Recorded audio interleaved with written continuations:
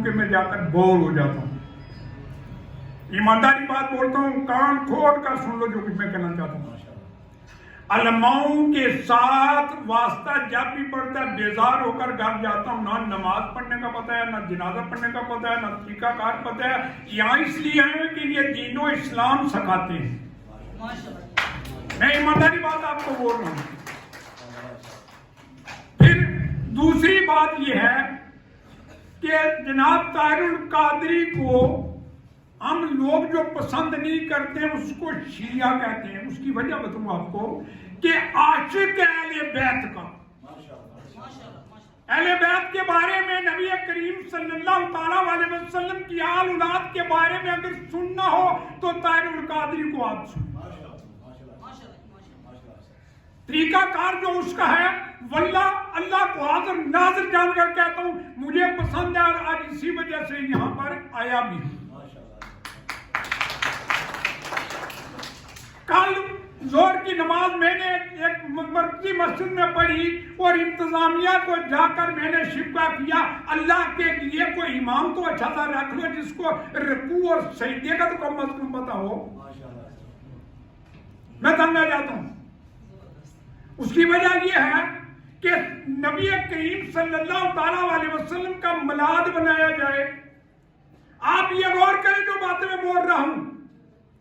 1 گھنٹے کا اگر ٹائم ہے تو 45 منٹ نعتوں والوں کو دیتے ہیں. نعت والے کو کوئی پتہ نہیں ہوتا میں بول کر رہی ہوں اس کا مطلب کیا ہے. آگے والوں کو کوئی پتہ نہیں ہوتا کیا کرے. علماؤں کے دیتے ہیں 10 یا 15 منٹ. 2-3 جگہوں پر چھوڑ کر کے بائیکاٹ کر کے آگے ہوں. اصل بات یہ ہے کہ یہ ادارے اس طرح نہیں چلتے ہیں. اگر ان اداروں کو چلانا ہے تو ان کو فنڈنگ کی بھی ضرورت ہوتی ہے. تو آج میں اپنی طرف سے ادارے کو اپنے مطابق ہوتا ہے, آپ بھی سپورٹ کریں گے تو آگے کام چلے گا. 20,000 روپیہ دیتا ہوں کتابیں وغیرہ یہ خریدیں اور اس مسئلے کو آگے چلائیں. اللہ تبارک تعالیٰ اس ادارے کو آگے چلنے کی ہمت بھی دے اور آپ لوگ تعاون کریں گے تو یہ ادارہ آگے چلے گا.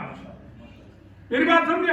پھر یہ کہ کم از کم ہمیں اسلام کو سمجھنے کے لیے, اسلام کو سمجھنے کے لیے نالج کی ضرورت ہوتی ہے. نالج کتابوں میں ملتا ہے, یہ کتابیں وغیرہ بھی رکھی ہوئی ہیں. پھر اس طرح کے مخلص علماء اگر مل جائیں ہمیں جو طریقہ کار کو جن کو نبی کریم صلی اللہ تعالیٰ علیہ وسلم کے ساتھ پیار ہو, محبت ہو, میرے نبی کی سیرت کو بیان کریں, تب آپ کو پتا چلتا ہے. ہمارے بوڑھے کچھ لوگ ایسے جنہوں نے پڑھے لکھے نہیں ہے, سیرت نبی کریم صلی اللہ تعالیٰ علیہ وسلم کے بارے میں کچھ جانتے نہیں ہیں, تو ان کو علماء ہی سمجھا سکتے ہیں.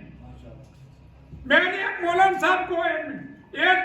صاحب کو نام نہیں لوں گا, انسلٹ ہوتی ہے کسی کو, میں نے بولا 10,000 روپیہ دوں گا تو میرے سامنے وضو بنا کے دکھا دے. وہ ذات کی قسم میں نہیں بنا سکا. پھر مجھے کہنے لگا تم بتا, میں نے بتایا کہ کہنے لگا آج کے بعد تم میرا استاد ہے.